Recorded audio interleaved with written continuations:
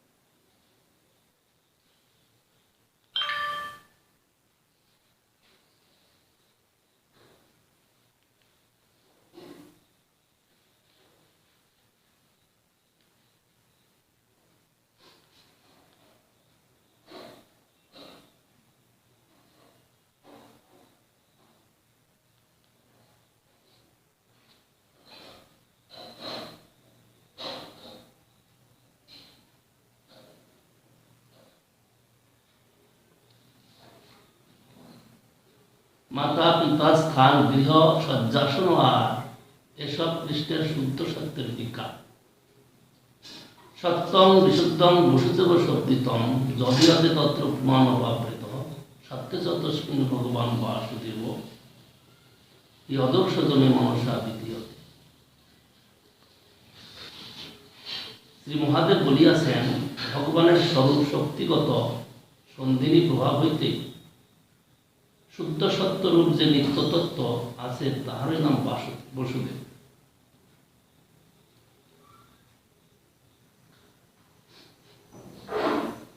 ভগবানের স্বরূপ শক্তিগত সন্ধিনী প্রভাব হইতে শুদ্ধ সত্যরূপ যে নিত্যতত্ত্ব আছে তাহারই নাম বসুদেব। সেই শুদ্ধ সত্যের চৈতন্য স্বরূপ ভগবান নিত্য প্রকাশ লাভ করিয়াছে, তাহারই নাম বাসুদেব। তিনি জড়ীয় মায়ের সমস্ত ইন্দ্রিয়ের অতীত। ভক্তিপুত চিত্তে আমি তাহাতে প্রণাম বিধান করি। তাৎপর্য এই যে কৃষ্ণ স্বরূপ ইত্যাদি তাহার স্বরূপগত শক্তিগত সৌন্দর্যের নিত্য কার্য।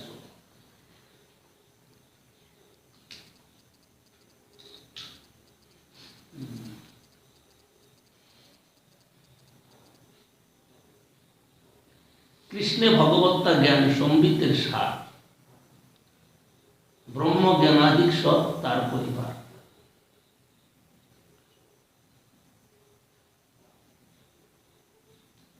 সম্বিত ক্রিয়ার নাম জ্ঞান। দ্রষ্টা দুইজন, কৃষ্ণ ও জীব।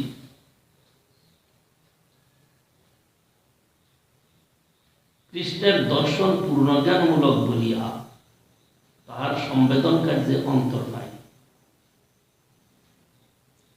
অতএব তাহার জ্ঞানকে ঈর্ষণ মাত্র বলা যায়।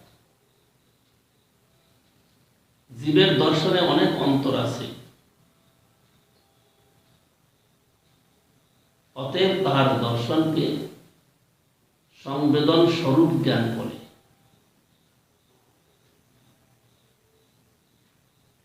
সেই জ্ঞান ত্রিবিধ, সাক্ষাৎ জ্ঞান, ব্যতিরেক জ্ঞান ও বিকৃত জ্ঞান।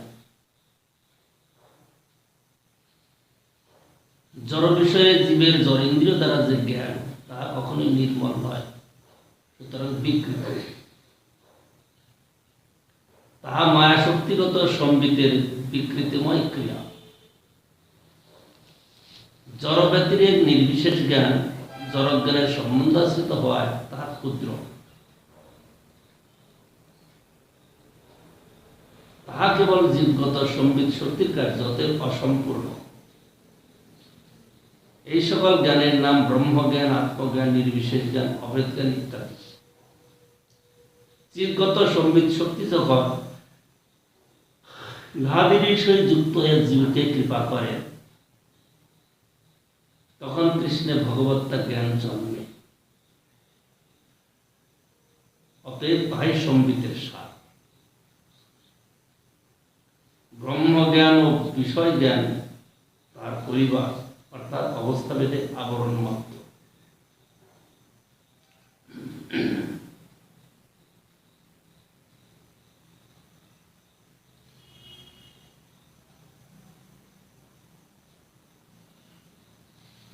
কৃষ্ণে ভগবত্তা জ্ঞান সম্বিতের সার, ব্রহ্মজ্ঞান আদি সব তার পরিবার।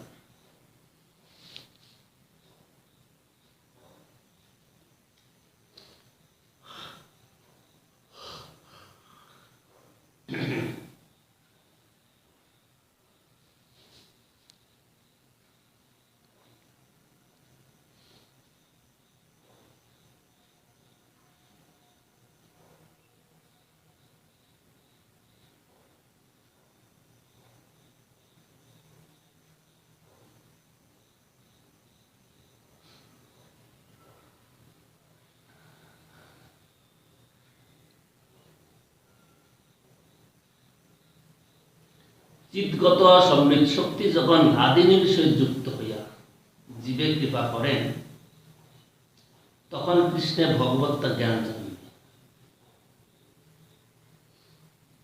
অতএব তাই সম্বিতের সার, ব্রহ্মজ্ঞান ও বিষয় জ্ঞান তার পরিবার, অর্থাৎ অবস্থাভেদে আবরণ মাত্র।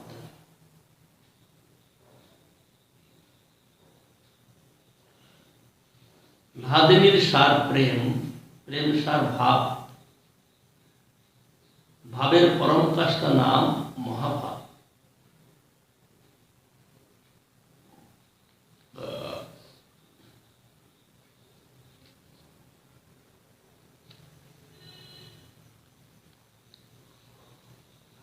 মহাভাব স্বরূপা শ্রী রাধা ঠাকুরানী সর্বগুণ খনি কৃষ্ণকান্তা শিরোমণি।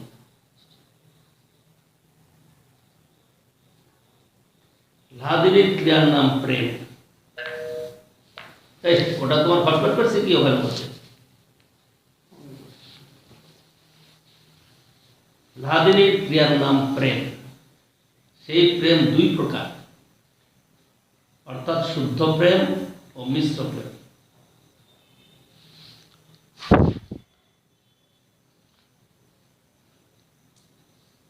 কৃষ্ণগত নাদিনী শক্তি কৃষ্ণকে আনন্দ প্রদান করিয়া যখন শুদ্ধ সম্বিতের সহিত একত্রে জীবকে কৃপা করেন, তখনই জীবের কৃষ্ণ প্রেম হয়। জীবগত নাদিনীর বিকার যখন মায়া শক্তি দ্বারা জীবকে আকর্ষণ করে, তখনই জীব বিষয় প্রেমে মত্ত হইয়া কৃষ্ণ প্রেম হইতে বঞ্চিত হয়। সুতরাং সুখ দুঃখের বশীভূত হইয়া পড়ে।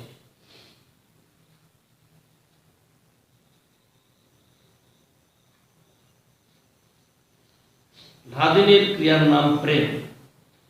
সেই প্রেম দুই প্রকার, অর্থাৎ শুদ্ধ প্রেম ও মিশ্র প্রেম। কৃষ্ণগত নাদিনী শক্তি কৃষ্ণকে আনন্দ প্রদান করিয়া যখন শুদ্ধ সঙ্গীতের সহিত একত্রে জীবকে কৃপা করেন, তখনই জীবের কৃষ্ণ প্রেম হয়। জীবগত নাদিনীর বিকার যখন মায়া শক্তি দ্বারা জীবকে আকর্ষণ করে, তখনই জীব বিষয় প্রেম মত্ত হইয়া কৃষ্ণ প্রেম হইতে বঞ্চিত হয়। সুতরাং সুখ দুঃখের বশীভূত হইয়া পড়ে। জীবগণের প্রেমাদর্শ ব্রজের গোপী মণ্ডলী।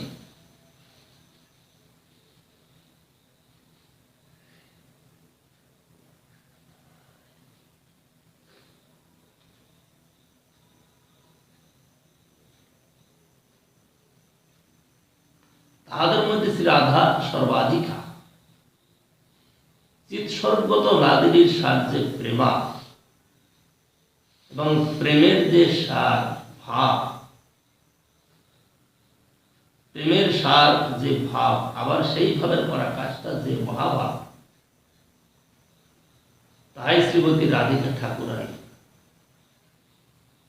তিনি সর্বগুণের আকর আর কৃষ্ণ কান্তাদিগের শিরোমণি।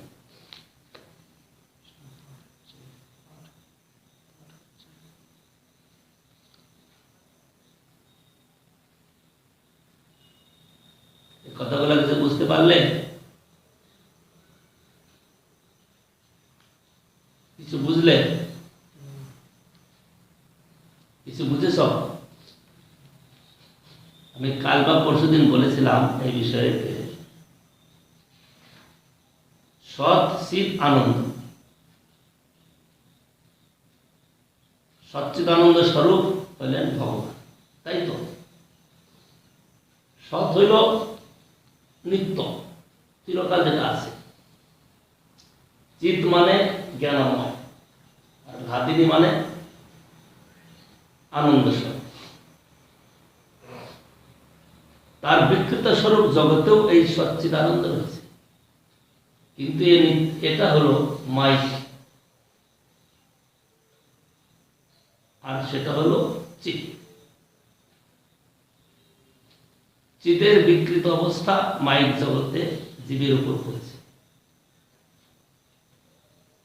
সেখানে যেমন সচ্চিদানন্দ রয়েছে, সৎ মানে সন্ধিনী, সন্ধিনী মানে সত্তা বিস্তারকারিণী, সত্তা মানে পঞ্চভূত আদি, এগুলা বিস্তার হয়েছে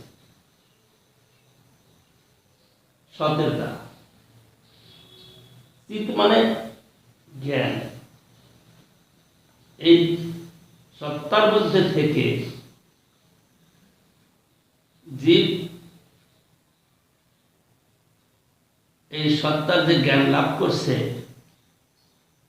তাকে বলা হবে সম্বিত। কিন্তু সম্বিত হলো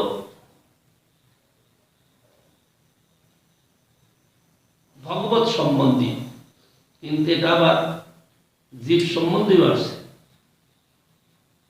কারণ জীব সেই সচ্চিদানন্দেরই অংশ বা একটা শক্তির বিকার। কি শক্তি? সম্বিত শক্তি না, জীব হলো জীব শক্তি বা তটস্থ শক্তি। জীব সেই ভগবানেরই বা সচ্চিদানন্দেরই তার একটা শক্তির পরিণাম, তো জীব শক্তির পরিণাম। যেমন মায়া শক্তির পরিমাণ ব্রহ্মাণ্ড, চিৎ শক্তির পরিণাম সেরকম জীব। কিন্তু এখানে আমরা শুনলাম হলো মায়া শক্তি, একটা হলো যোগমায়া শক্তি, একটা মায়া শক্তি। মায়া শক্তির বিকারতে এই কি বলে সন্ধিনীর প্রকাশ বিশ্ব ব্রহ্মাণ্ড, আর তার মধ্যে সম্মিত রয়েছে। কারণ যেমন ভগবানের রয়েছে বা যোগমায়াতে রয়েছে, সেইটা এই মহামায়াতে আসছে। মায়া শক্তি তিনটে, কি? মায়া থেকে তিনটে, আর ভগবানেরও তিনটে শক্তি। হ্যাঁ, মায়া সচ্চিদানন্দ, সৎ চিৎ আনন্দ। আর সৎ মানে নিত্য, চিৎ মানে জ্ঞানময়, জ্ঞান, আর আনন্দ মানে আনন্দ। এই তিনটা। আর যে মায়া থেকে তিনটে, মায়াতেও এটা তিনটা রয়েছে। জীব শক্তি, ক্রিয়া শক্তি, এই তিনটা মায়াতেও রয়েছে। কারণ ভগবানের এটা হলো ছায়া বা বিপরীত, চিৎ শক্তির বিপরীত। এটা এখানেও তিনটা রয়েছে, কিন্তু সেটা রয়েছে বিপরীত ভাবে, সীমিত ভাবে। সীমিত ভাবেও না, বিপরীত ভাবে।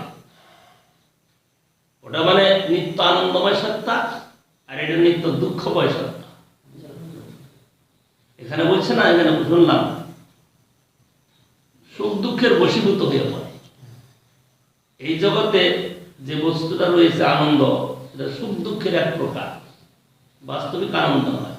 আর ওটা সুখ দুঃখের পরে একটা বাস্তবিক আনন্দ। এইটুকুই তফাৎ। এইটুকু মানে পুরো অন্তর। ওটা হলো চিৎ, এটা হলো মায়া। আর ভগবানের আর তিনটে আছে বললেন, যেটা হলাদিনী শক্তি, সম্বিত শক্তি। সেইটাই তো হচ্ছে কথা। সেই কথাটা সন্ধিনী, সম্বিত, হ্লাদিনী, তিনটা। সম্বিত হলো চিত, সন্ধিনী হলো সৎ, আর হলো চিত হলো আনন্দ। কি বলে আনন্দ, হ্লাদিনী মানে আনন্দ। সম্বিত, সন্ধিনী, হ্লাদিনী। সন্ধিনী হলো সত্য, সত্তা বিস্তার। সত্তা মানে এই বস্তু, সত্তা বলতে বস্তু, সত্তা বলতে কৃষ্ণ, সত্তা বলতে গোকুল বই গোলক, যা কিছু বলা যাচ্ছে সেটা সত্তা বলে। সত্তা মানে হলো বস্তুগত। কৃষ্ণের শরীরটা এখানে বস্তুগত। কৃষ্ণের শরীরটাও সেই সন্ধিনীর বিস্তার। কালকে তো আলোচনা ছিল, পরশু আলোচনা ছিল। কৃষ্ণের যে শরীর সেটাও সন্ধিনীর বিস্তার। এখানে শুনলাম না, মাতা পিতা, স্থান, গৃহ, সজ্জা, সনোয়ার, এসব কৃষ্ণের শুদ্ধ সত্যের লেখা। ওই যে সচ্চিদানন্দ সেটা শুদ্ধ সত্য, আর মায়ের জগতে সচ্চিদানন্দটা বিশুদ্ধ অশুদ্ধ অশুদ্ধ সত্য। এখানে বলছেন কোথায়? মিশ্র প্রেম, মিশ্র সত্য। ওটা হলো শুদ্ধ সত্য, এটা হলো মিশ্র সত্য। মিশ্র সত্য মানে মায়ার তিনটা গুণ। কি কি? মায়ার তিনটা গুণ, সত্য, রজ, তম। এই তিনটা গুণের সঙ্গে এই সন্ধিনী, সম্বিত, হ্লাদিনী যোগ হয়েছে। কারণ এখানে তার নিজস্ব যে ক্রিয়া, গোলক বৈকুণ্ঠের যে ক্রিয়া প্রকাশ করে সেটা এখানে হয়নি। কারণ এটা মায়ের সঙ্গে যোগ হয়ে গেছে। মায়ের যা যা ক্রিয়া এর মধ্যে যোগ হয়ে প্রকাশ পাচ্ছে। এখানেও সন্ধিনী রয়েছে, এখানেও সম্বিত রয়েছে, এখানেও হ্লাদিনী রয়েছে, কিন্তু সেটা মিশ্র, শুদ্ধ সত্য নয়। এই কি বলে শুদ্ধ মিশ্র সত্যের যে জ্ঞান, সেই জ্ঞানের দ্বারা আমরা কি জানতে পারছি? জগৎকে জগতের বিভিন্ন বিচার আমরা জানতে পারছি। আর তার দ্বারা আমাদের কাছে কি আসছে? সুখ দুঃখ। কারণ এই জগৎকে জানলে আর কৃষ্ণকে জানা যায় না, আর কৃষ্ণকে জানলে জগৎকে জানা যায়। জগৎ আপনার থেকে পেছনে করে যায়, জানার আবশ্যকতা হয় না। এইটাই হলো কথা। দুইটা কথা এখানে চলছে। কৃষ্ণকে জানো, জানলে আর মায়াকে জানতে হবে না। আর মায়াকে যদি জানো তাহলে কৃষ্ণ নাই দূরে চলে গেল, কৃষ্ণ আর কাছে গেল না। ওখানে এই কথা বলছে তো, জীবগত হ্লাদিনীর বিকার। একটা হলো কৃষ্ণ, হলো কৃষ্ণগত হ্লাদিনী শক্তির কার্য হলো কৃষ্ণকে আনন্দ প্রদান করে যখন কি করে? কৃষ্ণকে আনন্দ দেওয়ার পরে সেই শুদ্ধ সম্বিতের সহিত একত্রে হ্লাদিনী আর সম্বিত দুইটা একত্র হয়ে যখন জীবকে কৃপা করে, তখনই সে কৃষ্ণ মুখ হয়, কৃষ্ণ প্রেম লাভ করে। ওটা কিস থেকে আছে? হলাদিনী থেকে। হ্যাঁ, হলাদিনী থেকে। হ্যাঁ, একটা হ্লাদিনী, একটা হলো সম্বিত। সম্বিত হলো জ্ঞান। আনন্দ লাভ করতে গেলে আনন্দের একটা জ্ঞান তো চাই, এটা আনন্দ, এটা নিরানন্দ। ওই বলছে না নরক গুলজার, গল্পটা পড়েছ? নরক গুলজার। নরক কাকে বলে? নরক আমাদের এখানটা 28টা নরক আছে। পাপ কর্ম করলে যেটা ভোগ হয় তাকে নরক বলে, নরক চলবে না। একদিন ওই গ্রামের ব্রাহ্মণটা একজনকে বলছে, আরে তুই সারা জীবন মদ খেয়ে গেলি, তো নরকে যেতে হবে। ও লোকটা মদ খায়, আর ব্রাহ্মণকে আবার সম্মান করে, আদর করে, প্রণাম করে। মদ মাতাল লোকের কি কাজ? তো সে ব্রাহ্মণ বলছে, বেটা তুই সারা জীবনে এরকম পাপ করে গেলি, মদ খেলি, তোকে নরক যেতে হবে। ও তো খুব খুশি, নরক যাবে। অমুকে কোথায় যাবে? সেও নরকে যাবে। অমুক ব্যবসাটা কোথায় যাবে? সেও নরকে যাবে। আনন্দই আনন্দ সেখানে, নরক তুই যা, সব মিলতে তো আনন্দ করবে। ঠিক আনন্দটাই তো আনন্দের জ্ঞানও ওই রকম আছে। এই সম্বিত শক্তির যে সম্বিত জ্ঞান, ওকে ওই রকম জ্ঞান দিয়েছে। এখানে বলছেন কি কৃষ্ণগত লাদিনী শক্তি, কৃষ্ণকে আনন্দ প্রদান করিয়া যখন শুদ্ধ সম্বিতের সহিত, শুদ্ধ জ্ঞানের সহিত একত্রে জীবকে কৃপা করেন, তখনই জীব কৃষ্ণ প্রেম সম্বন্ধে জানতে পারে। এই কথাটা হলো মুখ্য কথা, এই কথার তাৎপর্য। কৃষ্ণ সম্বন্ধীয় সম্বিত, লাদিনী, সন্ধিনী আর জীব সম্বন্ধী, মানে ভগবান সম্বিত শক্তির দ্বারা যখন জীবকে জানাচ্ছে, তখন কৃষ্ণ জানতে পারছে। ভগবান জানাচ্ছেন না, জানাচ্ছেন এই শক্তি লাদিনী, হলাদিনী শক্তি। হলাদিনী হ্যাঁ। শক্তির পরাকাষ্ঠা হচ্ছে রাধা ঠাকুর। রাধা ঠাকুরানী। তাহলে রাধা ঠাকুরানী থেকে তাহলে গুরুদেব আসছে। গুরুদেব জীবকে যখন কৃপা করেন, এইভাবেই সেটা আসে। লাদিনীটা একটা হলো জীব শক্তিগত, একটা হলো কৃষ্ণগত। কৃষ্ণ হলেন সচ্চিদানন্দ পূর্ণ জ্ঞান স্বরূপ, আর তার অংশ জীব, অনুসচ্চিদানন্দ স্বরূপ বলা যায়। তো সেই কৃষ্ণগত লাদিনী শক্তি, সেই আনন্দ শক্তি যখন সম্বিতের জ্ঞানের সঙ্গে যুক্ত হয়ে জীবকে যখন কৃপা করে, জীব তখন কৃষ্ণ প্রেম আনন্দটা বুঝতে পারে, তখন তার জ্ঞান হয়।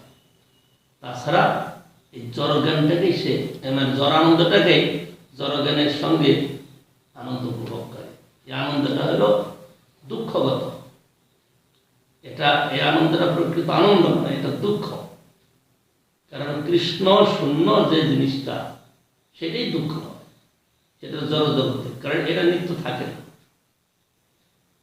জড়জগতের যে সন্ধিনী, সেইটা নিত্যকালে এক অবস্থায় থাকে না, কিন্তু বৈকুণ্ঠগত গোলকগত যে সন্ধিনী, সেটা নিত্যকালে এক অবস্থায় থাকে। সেখানে সকলেই বুড়ো, সেখানে সকলেই যুবক, সেখানে সকলেই বালক, মানে যে নিত্য অবস্থায় আছে একই অবস্থা। কিন্তু এই জড়জগতে যখন আবির্ভূত হন ভগবান, তখন তার পরিবর্তন হয়ে যায়। এই জন্য বৈকুণ্ঠ শ্রেষ্ঠ এই সাক্ষাৎ মধুপুরী। বৈকুণ্ঠে কৃষ্ণের এসব লীলা নাই। বৈকুণ্ঠে কৃষ্ণের নারায়ণের একই লীলা। কৃষ্ণ যুবক, সখাদের সঙ্গে গোচারণ করে। আর ব্রজেতে কৃষ্ণ গোপাল। গোপাল মানে ছোট্ট। গোপাল শব্দের অর্থ জানো? গোপাল শব্দের অর্থ কি? গরু পাল চড়াই দিন, গরুর পালন করে যে চড়াই যে গোপাল। গোপাল মানে আমরা জানি গোপাল মানে লাড্ডু গোপাল, তাই না? ছোট্ট গোপাল, কিন্তু গোপাল শব্দের অর্থ হলো যে গরু পালন করে, গরু চড়ায়, গোয়াল, রাখাল। মানে রাখাল, রাখাল শব্দটা আমাদের কাছে খুব প্রসিদ্ধ। রাখাল মানে যে গরু চড়ায়, গোপাল মানে সে গরু চড়ায়, কিন্তু আমাদের কাছে গোপাল মানে লাড্ডু গোপাল, তাই না? যশোদা মায়ের কাছে লাড্ডু গোপাল, কিন্তু গোলকে যাও, সেখানে যশোদা মায়ের কাছে লাড্ডু গোপাল না। সেটা কোথায় আছে? এই প্রপঞ্চে। এটা কি কথা থেকে আসে, দিনটা চলে যায়। তো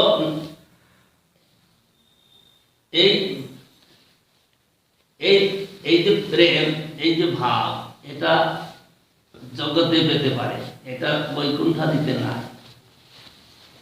কিন্তু এই যে প্রেমের কথাটা আর ভাদিনীর কথাটা আসছে, তাদের কাছে এরকম ভাব নিত্যানন্দময়, আর জগতে একই জিনিস বিকৃত। সেই জন্য জগতের লোককে খুদে কৃষ্ণ বলা হয়। খুদে কৃষ্ণ বুঝ, কৃষ্ণ হলেন পূর্ণ, আর জড় জগতের লোক ক্ষুদ্র। কিন্তু কৃষ্ণ হলেন ভোক্তা, জড় জগতের লোক ভোগ করতে চায়, তাই না? সে ভোগ করতে চায় মানে অত বড় কৃষ্ণ যিনি বৃহৎ, বৃহতের থেকেও বৃহৎ, আর জগতের লোক ক্ষুদ্র থেকে ক্ষুদ্র সে ভোগ করতে চায় খুদে কৃষ্ণ। হ্যাঁ, এরা ভোগ করতে চায় খুদে কৃষ্ণ। তো জীব কখন কৃষ্ণ প্রেম, কৃষ্ণ কৃপা লাভ করে, মানে রাধিনী শক্তির সঙ্গে, রাধিনী শক্তি কৃষ্ণকে আনন্দ দেয়, কৃষ্ণকে আনন্দ দেবে, সঙ্গে সঙ্গে সম্বিতের সঙ্গে জীবকেও যোগ করবে, তখনই জীব কৃষ্ণ প্রেম পেতে পারে। আমরা যতই সাধন ভজন করি না কেন, যতক্ষণ পর্যন্ত এই লাদিনীর কৃপা না আসছে, লাদিনী কাকে লাদিনী বলে? রাধা ঠাকুর। লাদিনীর সার প্রেম, প্রেম ভাব, প্রেম সার ভাব, ভাবের পরাকাষ্ঠার নাম মহাভাব। মহাভাব স্বরূপা শ্রী রাধা ঠাকুরানী, সর্বগুণ খনি কৃষ্ণকান্তা শিরোমণি। এই শ্রীমতী রাধা ঠাকুরানী যাকে কৃপা করেন, তিনি কৃষ্ণ প্রেমের অধিকারী হতে পারেন।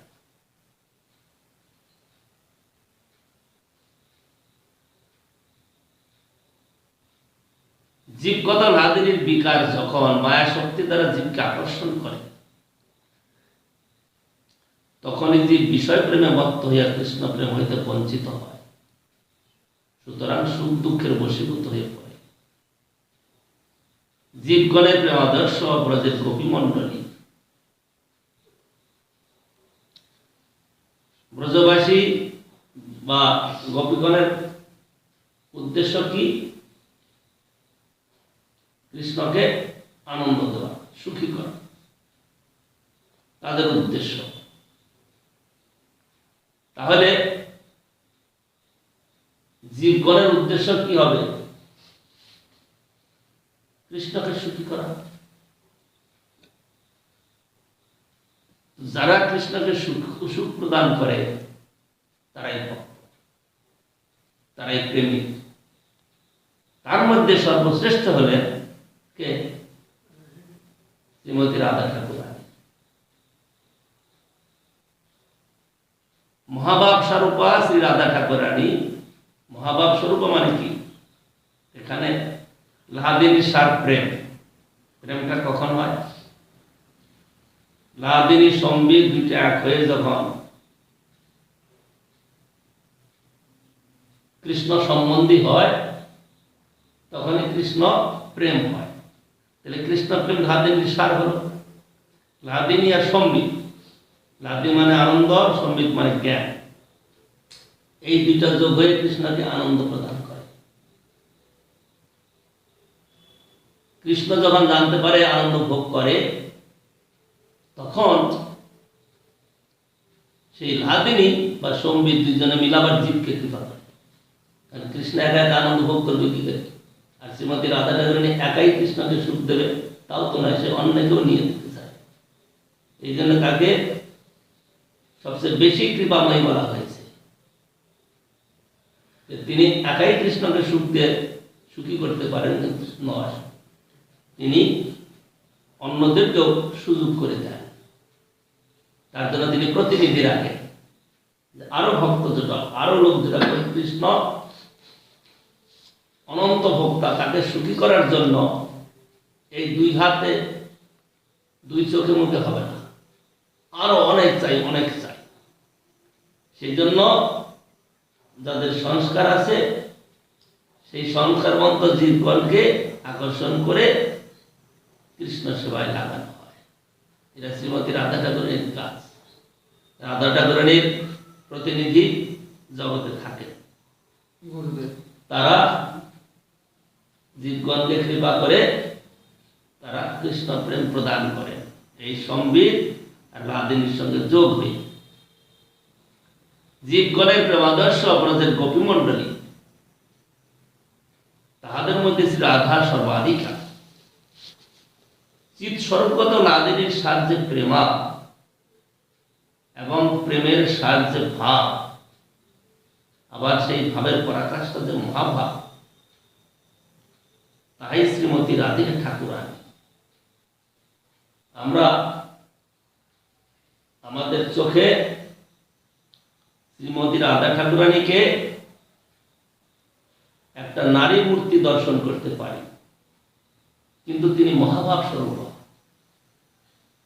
তার মানে কৃষ্ণকে সুখী করা একটা সর্বশ্রেষ্ঠ বস্তু।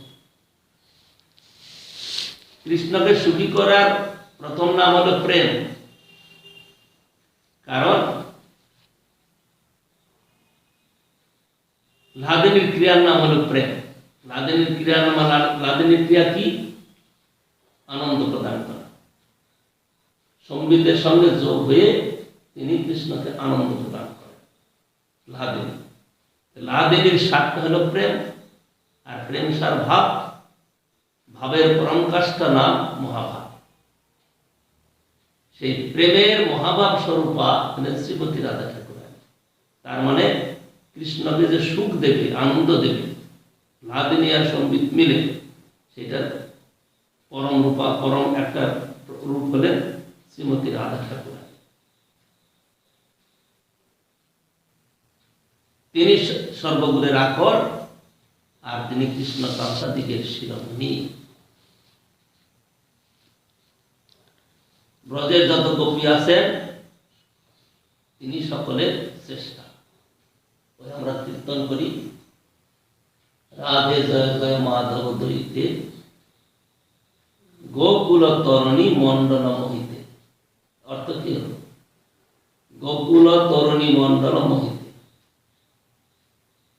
এক লাইনের মধ্যে এই কথাগুলো রয়েছে। গোকুল তরণী মণ্ডল কি? গোপী মণ্ডল। ব্রজের তরণী মানে গোপী। গোপী মণ্ডলের মধ্যে তুমি হইলেন মহিয়ান, মহি। মহিয়ান মানে শ্রেষ্ঠা। ব্রজ গোপীদের মধ্যে গোকুল তরণী মণ্ডল মোহিতে, গোকুল তরণীগণের মধ্যে তুমি শ্রেষ্ঠা, মহিয়ান। এক লাইনেই প্রকাশ হয়েছে। সেই জন্য তোমার জয় হোক। তুমি মাধবের সবচেয়ে প্রিয়া, বেশি প্রিয়, সেই জন্য তোমার জয় হোক।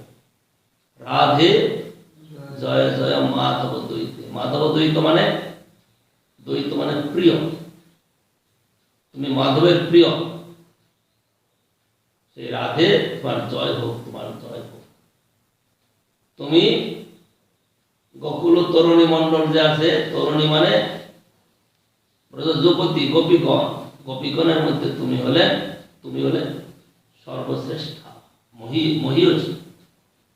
তুমি হলো মহিয়সী, মহিয়ান, তুমি শ্রেষ্ঠা। গোকুল তরণী মণ্ডল মোহিতে। পরাকাষ্ঠায়, ভাবের পরাকাষ্ঠা যে মহাভাব, তাই শ্রীমতী রাধা ঠাকুরানী। তিনি সর্বগুণের আকর, আর কৃষ্ণকান্ত দিগের শিরোমণি।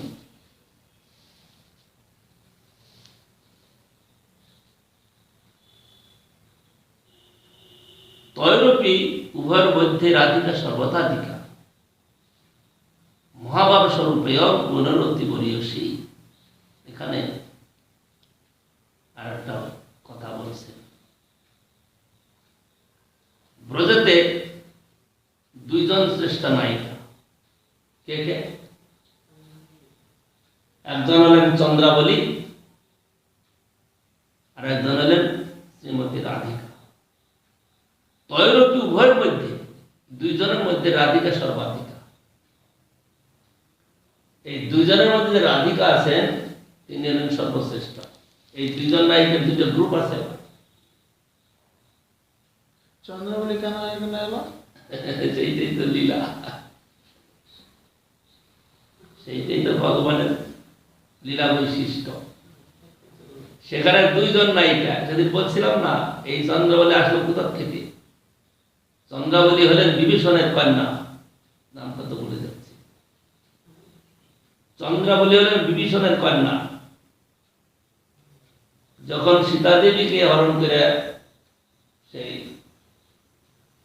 বলে অশোক বাটিকাতে রাখলো রাবণ, তাকে পাহারা দেওয়ার জন্য অনেক রাক্ষসীকে রাখলো, আর সেখানে তার সঙ্গে থাকার জন্য দুই তিনজনকে রাখলো। একজন একজন রাক্ষসী কিনা সে সীতা দেবীর পক্ষপাতী, আর একজন হলেন বিভীষণের কন্যা। বিভীষণের কন্যা সব খবর দিত, মানে এরা কি বলে লঙ্কার মধ্যে কি কি ঘটছে, রাবণ আর ওরা কি কি পরামর্শ করছে, কি হচ্ছে না, সব খবর এসে দিত সীতা দেবীর কাছে।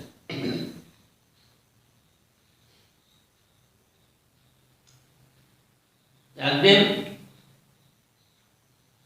যেদিন রামচন্দ্র লঙ্কা প্রবেশ করেছে, প্রবেশ করে বানর সৈন্য দিয়ে একদম লঙ্কাকে ঘিরে দিয়েছে, সেই দিন এসে খবরটা সীতা দেবীকে দিয়েছে সেই বিভীষণ কন্যা। বিভীষণ কন্যা এই খবরটা দেওয়াতে সীতা দেবী তো আনন্দ উৎফুল্ল, তখন তাকে কিছু পুরস্কার দেবে। তো পুরস্কার হলো তুমি যা চাও আমি তোমাকে তাই দেবো, কারণ এরকম খবরটা তুমি দিলে, এই খবর দেওয়ার জন্য তোমাকে পুরস্কার দেব। হ্যাঁ পুরস্কার দেবে তো? বলে দেবো, আমি যা চাইবো তাই তো দেবে, তাই দেবো তোমাকে। হ্যাঁ কি ওইখানে নিয়ে নিল, বলতে যাচ্ছে ওখানে ভগবানের চেয়ে হ্যাঁ, তো তুমি যা চাইবে আমি তোমাকে তাই দেব। কেন এত উত্তম খবরটা তুমি আনলে, তুমি যা চাইবে তাই বলো, তাই দেবে তো? তাই দেবে। বলতে রামচন্দ্রকে দাও। বলে রামচন্দ্রকে তো দেওয়া যাবে না, কারণ রামচন্দ্র আর কারোর দিকে তাকাবে না। রামচন্দ্র এক পত্নী হওয়া, তোমাকে আমি বর দিতে পারি একদিনের জন্য পাবে মাত্র, সেটা ব্রজেতে চন্দ্রাবলী হয়ে জন্মগ্রহণ করব। তো চন্দ্রাবলী হয়ে জন্মগ্রহণ করে তার যে গ্রুপ সব্যা, তারা, এসব ওর গ্রুপ আরো অনেক আছে। আর শ্রীমতী রাধা ঠাকুরের তো অষ্টসখী, তারপরে কি বলে মঞ্জুরি আদি সমস্ত রয়েছে, আর ওরকম অনেক গ্রুপ আছে। এই দুইজন পাল্লাবালিকেরা চিন্তা করে মানে কৃষ্ণকে বেশি সুখ দেবে, বেশি আনন্দ দেবে। যেমন তারকাতে কে কে সত্যভামার রুক্মিণী, দুজনের রোজ ঝগড়া হবে, আর সেই ঝগড়া গিয়ে কৃষ্ণ মেটাবে, রোজ ওদের ঝগড়া। ঝগড়াটা কি জন্য? ঝগড়াটা হলো সত্যভামার মনের বিচার যে কৃষ্ণ রুক্মিণীকে বেশি ভালোবাসে, এইটাই ঝগড়ার মূল কারণ, আর অন্য কোনো কারণ নাই। তার বাবা নারদ বেশি পাইতে দেয়, এইটাই মূল কারণ হলো সত্যভামা মনে করে যে কৃষ্ণ রুক্মিণীকে বেশি ভালোবাসে। বাস্তবিক তাই। একদিন নারদ গোস্বামী স্বর্গে থেকে এসছে একটা পারিজাত ফুল নিয়ে। পারিজাত ফুলটা এনে দিয়েছে কৃষ্ণকে উপহার, আর কৃষ্ণ সে ফুলটাকে নিয়ে রুক্মিণীকে দিয়েছে, আর রুক্মিণী তার ফুলটা নিতে রেখেছে, আর সেই গন্ধে সমস্ত দ্বারকাপুরী মহা করছে। তখন দাসীরা গিয়ে বলছেন মহারানী, কিন্তু মহারানী আপনি কোনো খবরই রাখেন না। বলে কি হয়েছে? মহারাজ নারদ এসেছিল, নারদ এসে একটা ফুল আনছে স্বর্গ থেকে, সে ফুলটা মালিকের হাতে দিয়েছে, আর মালিক নিয়ে কি করলো জানেন? ওই রুক্মিণীর হাতে দিয়েছে। আর তো মন খারাপ হয়ে গেল, কি আমাকে না দিয়ে রুক্মিণীকে দিল। বাস, আগে রাজাদের মান ঘর ছিল একটা, মান মান ঘরে প্রবেশ করে গিয়েছে, আর সেখানে গিয়ে এলোমেলো কাপড়, চুল এলোমেলো, মুখে এলোমেলো, কোনো সাজসজ্জা নাই, সিঁদুর এলোমেলো হয়ে মানে যাচ্ছে তাই অবস্থা। মনের দুঃখে পড়ে, দুঃখে কাতর, দুঃখে কাতর একদম পড়ে আছে। দুঃখটা কি? কৃষ্ণ রুক্মিণীকে বেশি ভালোবাসে, এইটা ছিল দুঃখের কারণ। সভা টভা সেরে যখন কাজ শেষ করে মহলে গেছেন, অন্তর্মহলে গিয়ে দাসীদের জিজ্ঞাসা করছেন কি ব্যাপার, মহারানী কোথায়? ওরা সব চুপচাপ, ওরা কেউ কিছু বলছে না। তো বুঝে গেল কিছু ঘটেছে, তো বলে চলে গেছে মান গিয়ে দেখে বাপ এ তো বিপরীত অবস্থা। গিয়ে অনেক সান্ত্বনা দিচ্ছে, কি হয়েছে তোমার, কি ব্যাপার, এত দুঃখ কিসের? তখন দুঃখের সঙ্গে বলছে আমি ভাবতাম এতদিন যে তুমি আমাকে বেশি ভালোবাসো, কিন্তু তা তো নয়, রুক্মিণী তোমার বেশি প্রিয়, দেন আমার আর কি দরকার? বলে কেন এরকম কেন? বলে আজকে নারদ আসছিল, আমি খবর পেলাম একটা ফুল, সে ফুলটা তুমি রুক্মিণীকে দিলে, এই জন্যই দুঃখ। আরে একটা ফুল কি যাবে, পুরো গাছের তোমার দরজায় লাগিয়ে দেবো, তুমি চিন্তা করছো কেন? আর খুশি হয়ে গেছে, তাহলে তো প্রভু আমাকে বেশি ভালোবাসে। একটা ফুল না, একটা পুরো গাছ চলে আসবে, দেখি রুক্মিণী আমার সঙ্গে কি করে পায়। এই ওদের ঝগড়ার কারণ, এখানেও তাই। চন্দ্রাবলী ভাবে কৃষ্ণ তো রাধিকা তো কৃষ্ণের সেবা করে, কিন্তু আমি ওর চেয়ে বেশি ভালো সেবা করবো, তাহলে আমার কাছে থাকবে কৃষ্ণ, আর ওদের কাছে যাবে না। কিন্তু সে বর পেয়েছে মাত্র একদিন, আর সেই একদিনের পরেই সমস্ত ছন্ন ছাড়া করে দিল একদম, সব আর কোন স্থিতি রইল না। সেটা অন্য কথা। এখন আমাদের এই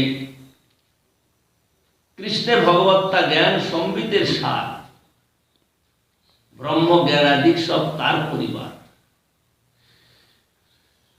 এই যে কৃষ্ণের ভগবত্তা জ্ঞান, সম্বিত হল জ্ঞান, কৃষ্ণকে ভগবান বলে জানা, এই জ্ঞানটা হলো সর্বশ্রেষ্ঠ জ্ঞান। কোথায় যেন বললাম,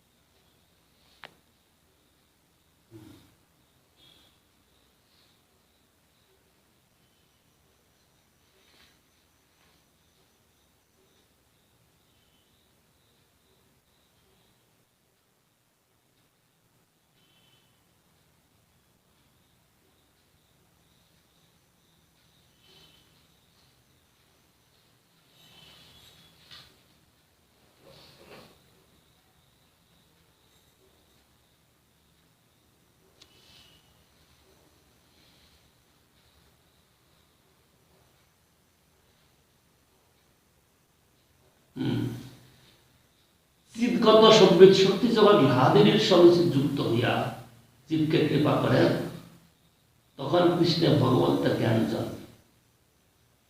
কৃষ্ণ যে ভগবান আমরা অল্প জানতে পেরেছি, যদি জানতে না পারতাম তাহলে আমরা এখানে আসতাম না, তার কথা শুনতাম না। আমরা যাই হোক গুরু বৈষ্ণব ভগবানের বা এই লাদিনীর কৃপায় সামান্য তো আমাদের জ্ঞান হয়েছে কৃষ্ণ ভগবান। এই কৃষ্ণ ভগবান যে জ্ঞানটা কোথা থেকে হয়?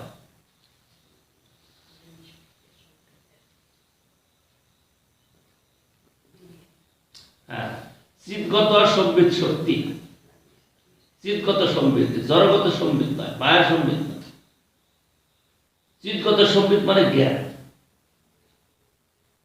এই চিৎগত সম্বিত শক্তি যখন লাদিনীর সহিত যুক্ত হয়ে জীবকে কৃপা করে, তখনই জীব ভগবানের প্রতি উন্মুখ হয়।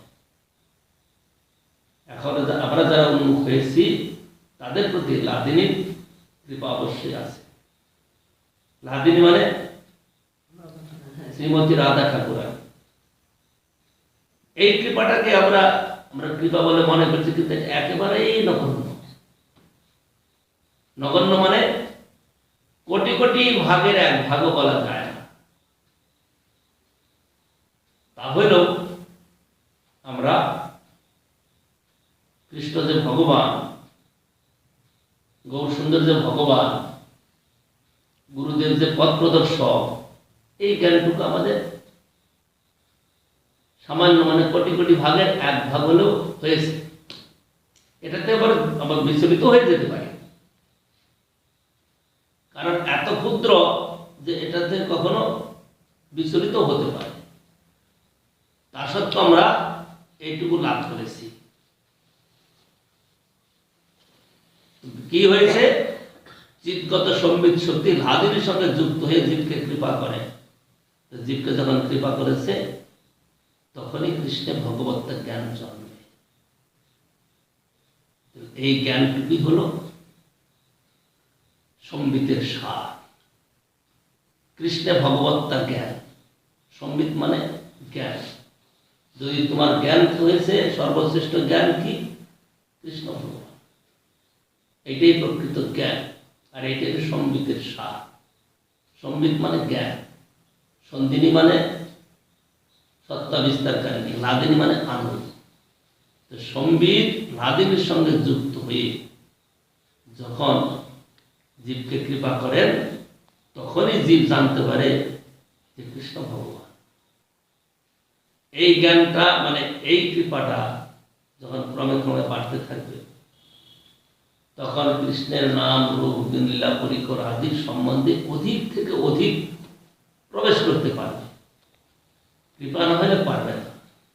চেষ্টা সাধকের থাকবে, সাধক তো নিরন্তর চেষ্টা করে যাবে, কিন্তু চেষ্টা করলেই যে পেয়ে গেলাম তা হবে না, কৃপা চাই।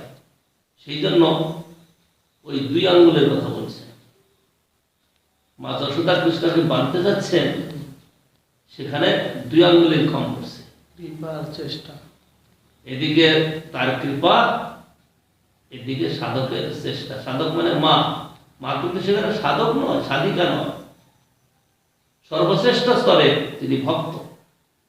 কিন্তু গেলে সাধকের জন্য দেখাচ্ছে যে কৃষ্ণের কৃপা না হলে যতই চেষ্টা করি দেখানো, আমরা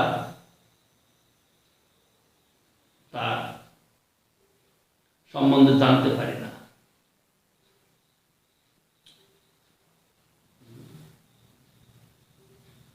কিন্তু কৃষ্ণ কৃপা পেতে গেলে আমাদের কি করতে হবে? কৃষ্ণ যেখানে, যে স্থানে তার কৃপাটা বর্ষিত হয়, সেই স্থানের যেসব গুণগুলা থাকে, সেই গুণগুলাকে গ্রহণ করা। সেই গুণগুলা যদি আমাদের মধ্যে থাকে, তাহলে কৃষ্ণ আমাদের কৃপা অবশ্যই করতে পারে। কিন্তু করবেন যেটা তার স্বতন্ত্রতা, সে অপরাধ বলে আমাদের তো সমস্ত গুণ আছে, এও অভিমান আমাদের, এই অভিমান থাকলেও হবে না। তো কৃষ্ণ কাকে কৃপা করেন? যেখানে এই সমস্ত গুণগুলা থাকে। সেই জন্য কৃষ্ণ যুধিষ্ঠির মহারাজকে খুব বেশি ভালোবাসেন, কারণ ইচ্ছায় অনিচ্ছায় মাঝে মধ্যে তিনি হস্তিনাপুর যাবেন, এক বাহানা লাগিয়ে দিতেন হস্তিনাপুর যাওয়ার জন্য। আর তাদের মধ্যে একটা সুবিধা করে দিতেন যে তারাই ডেকে নিত, কারণ তার হস্তিনাপুর কেন যেতে হবে? যুধিষ্ঠির মহারাজকে দর্শন করে তার সঙ্গে কথোপকথন করবে। যেমন প্রহ্লাদ মহারাজের কথা বলছেন, প্রহ্লাদ মহারাজের যেসব গুণ, সেই সব গুণের আকৃষ্ট হয়ে বড় বড় মুনি ঋষিগণ পর্যন্ত তার দর্শন প্রার্থনা করেন। সেই রকম যুধিষ্ঠির মহারাজকে দর্শন করার জন্য কৃষ্ণ আসতেন। সেই জন্য সেই যুধিষ্ঠির মহারাজের যে দরবার হস্তিনাপুর, তাকে কি বলেছেন? তপবন। তপবনে কি হয়? তপবন যে শব্দটা কিসের থেকে? তপ মানে তপস্যা, তপস্যা, বন মানে বন, তপস্যার স্থান, তাই না? সেই হস্তিনাপুরটা হচ্ছে তপস্যার স্থান, কারণ সেখানে সব মুনি ঋষিগণ উপস্থিত হন। কেন উপস্থিত হন? সেখানে গিয়ে তপস্যা করলে কৃষ্ণকে জলদি দর্শন করা যায়, কারণ কৃষ্ণ সেখানে অনায়াসে মাঝে মধ্যে চলে আসে। দ্বারকায় যাওয়া তো সকলের পক্ষে সম্ভব না, সেখানে তো যোগমায়ের দ্বারা আবৃত, সেখানে সকলে যেতে পারে না।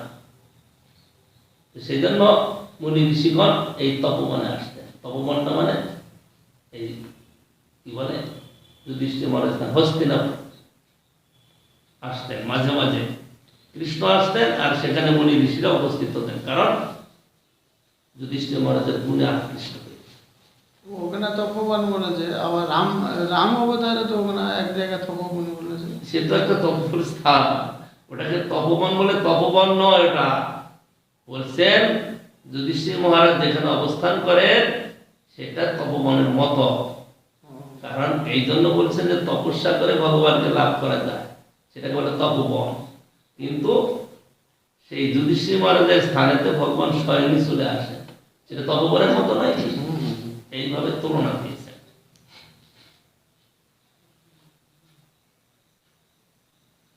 চিৎগত সম্বিত শক্তি যখন নাদিনীর সহিত যুক্ত হইয়া জীবকে কৃপা করে,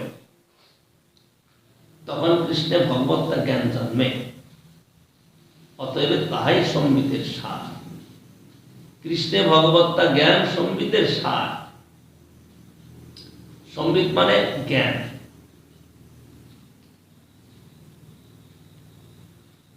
যখন জীবকে কৃপা করেন, নাদিনীর সঙ্গে যুক্ত হয়ে সম্বিত শক্তি, তখন জীবের মধ্যে এই জ্ঞানটা উদয় হয় যে কৃষ্ণ ভগবান। কৃষ্ণ ভগবান এই জ্ঞানটা উদয় হয়, আর এইটা হলো সেই জ্ঞানের সর্বশ্রেষ্ঠ অবস্থা। জগতের জীব অনেক জ্ঞান লাভ করেছে, তাই না?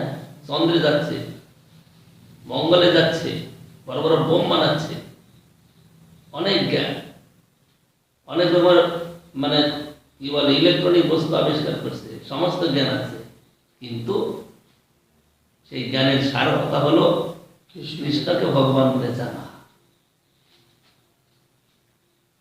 একটা জায়গায় কি আছে, কৃষ্ণ ভগবান, কৃষ্ণই তাকে ভগবান বলে জানাটাই হলো সর্বশ্রেষ্ঠ জ্ঞান। কোথায় ভুলে যাচ্ছি না।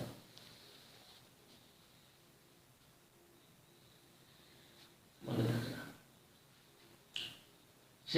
এই পর্যন্ত আমরা আজকে জানলাম কৃষ্ণের ভগবত্তা জ্ঞান। চৈতন্য ভাগবত বলছে কি যে কি পরে কেন লোক কৃষ্ণ ভক্তি জানিবার পায়, সে বিদ্যা নাম তো অবিদ্যা। না, সেটা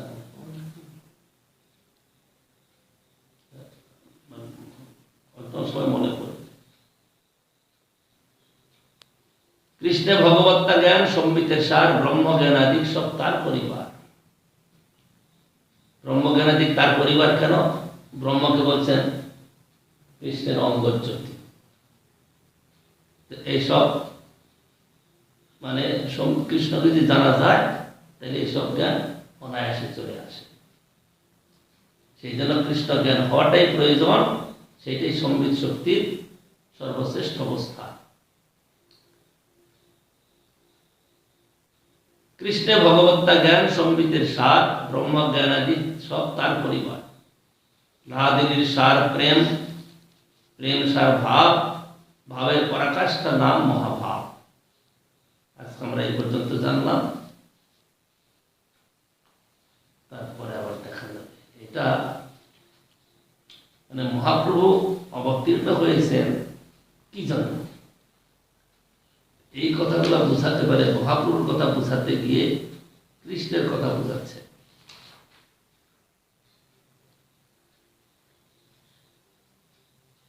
বোঝাতে গিয়ে এই সর্বশেষে বলছে, এই মতো পূর্বে কৃষ্ণ রসের সদন, যদ্যপি করিল রস নির্যাস সর্বন,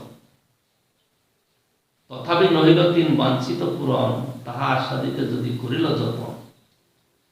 তাহার প্রথম বাঞ্ছা করিয়ে ব্যাখ্যান, কৃষ্ণ কহে আমি হই রসের নিদান, পূর্ণানন্দময় আমি চিন্ময় পূর্ণতত্ত্ব, রাধিকার প্রেমে আমায় করায় উৎপত্ত, না জানি রাধার প্রেমে আছে কত বড় বল, যে বলে আমারে করে সর্বদা বিহব।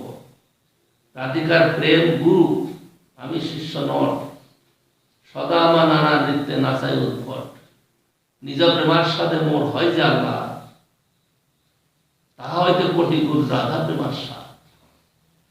আমি হইছে পরস্পর বিরুদ্ধ ধর্মাশ্রয়, রাধা প্রেম কইছে সদা বিরুদ্ধ ধর্ম হয়। রাধা প্রেমা বিভু, যার বাড়িতে নাহি ঠাই, তথাপি সে ক্ষণে ক্ষণে বারয়ে সদায়। যাহা বই গুরু বস্তু নাহি সুনিশ্চিত, তথাপি গুরুর ধর্ম গৌরব করছি। যাহা হইতে নির্মল দিত নাহি আর, তথাপি সর্বদা বাম্য বক্র ব্যবহার।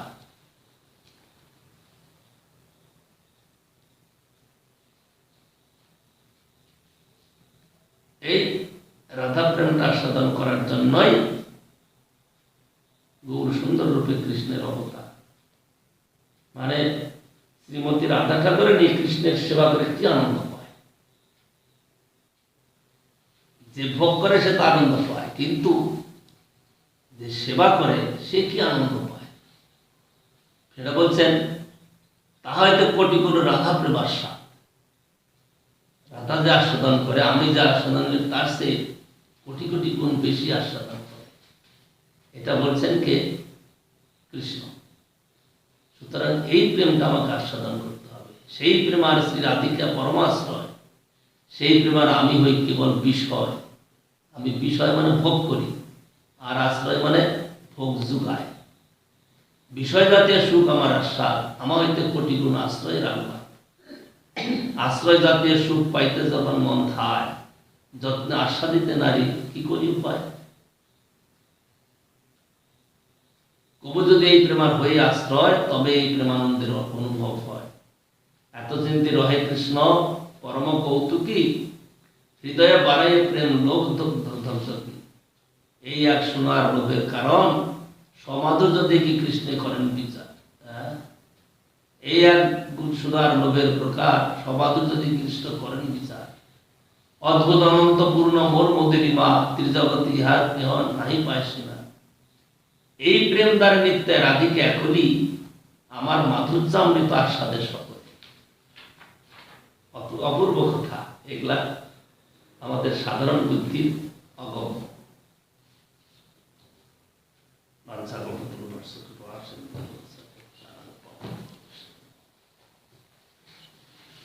ওদের দুইজনকে খবর করতে হবে, কালকে সকালে 6:30টার মধ্যে টোটো চলে আসবে, টোটো করে চলে যাবে কৃষ্ণ। সেখানে গিয়ে ওর মাথায় স্ক্যান করবে। এই খবরটা দিতে হবে যেন তৈরি হয়ে যায় সকাল সকাল। আসবে তো, খেতে আসবে।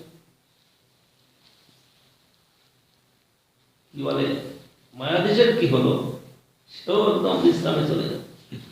তার ঘুম বন্ধ করে গেছে, হ্যাঁ, ডাক্তার বাড়ি গেছে, কষ্ট। ডাক্তার বাড়ি গেলে এখানে 5:30টার পরে বেরোবো, 4:45 নাগাদ। আবার বিশ্রাম হলো না, মানে কয়েক ঘন্টা বিশ্রাম করতে হবে।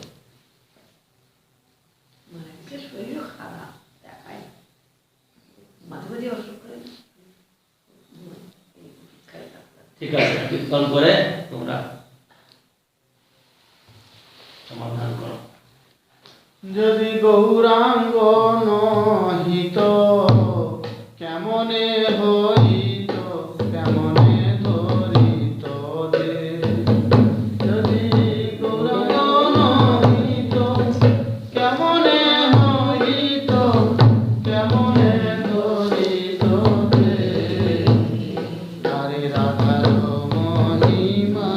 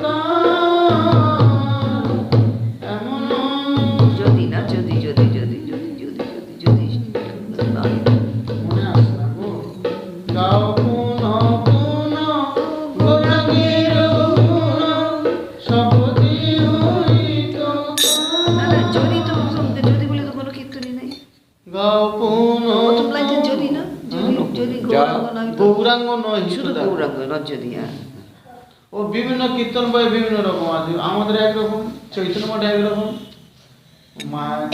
দেবানন্দ মঠে একরকম। নহিতরা পেয়ে গেছে 48 পেজ। পাবো না কেন, মুখস্থ তো। আসলে আমি তো কীর্তন করি না এখন, সেটা আমার কিচ্ছু মনে নেই। পেয়ে গেছি। না, এটা একটু last, আমি প্রথমে লাইনটা পাচ্ছিলেন না। এইটা হলো শেষ লাইনটা, মধুর বৃন্দা বিভিন্ন মাধুরী সেই জন্য।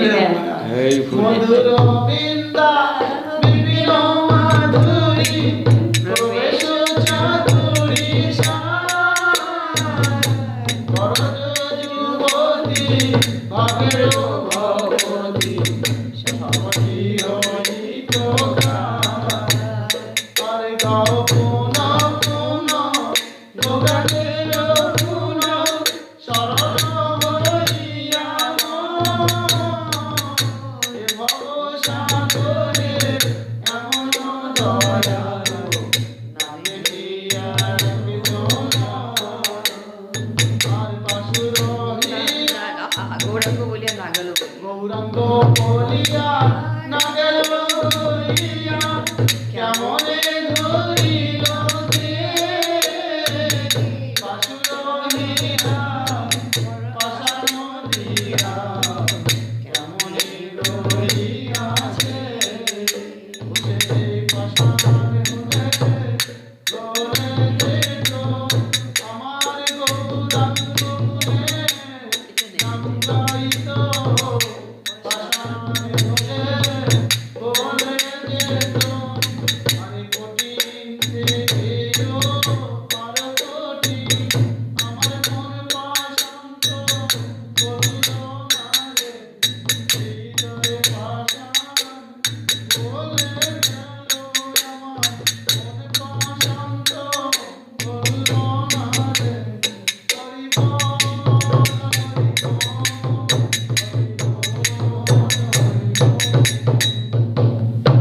কীর্তনগুলো না করার ফলে হ্যাঁ, মানে হ্যাঁ, মন সেটাই। শেষে করে। হ্যাঁ করতে পারি। করি না না করতি, হ্যাঁ করতি সবটাই। বাসন বসে কীর্তন করে।